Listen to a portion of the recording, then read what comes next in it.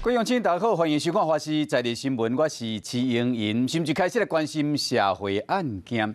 进前高雄才发生啉酒赛车弄死人的悲剧，想不到这个相声瓦舍创办人艺人宋少卿、宋少卿，今日透早2点半，以啉酒割赛车，伫邦桥这个南门街路口去弄到停红灯计程车，只说达是0.95，这嘛是最近几年来第5摆啉酒赛车，互人抓到，已经由这个邦桥分局移送这个新北地检署，后来是以3万块交保，专案正进一步的侦办。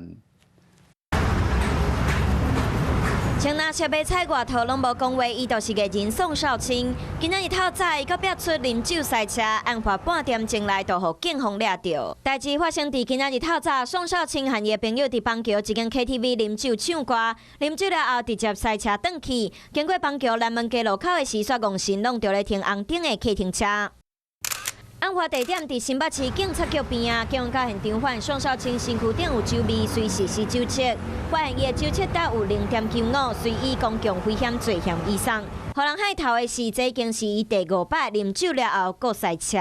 真的没错，真的没错。像我自己是酒驾这个犯行的学长。韩冰随住下刑的地步，伊嘛讲家己捌酒驾。伊伫2003年、2004年拢捌因为涉嫌酒驾上过新闻。2018年虽然请大家，不过伊到家己厝内附近，煞家己接手开入去停车场，有案是酒驾行为。移送地检了后，目前以3万块交保。我也不懂为什么这些人他还是没有办法迷途知返。如果再犯这样的事情，真的就是该给予他犯下什么样子的错误，什么程度的错误，就给予什么样子的惩罚。即马这话当然像咧预告，听起来真口水，唔知悔改的后果，都是互成为公众人。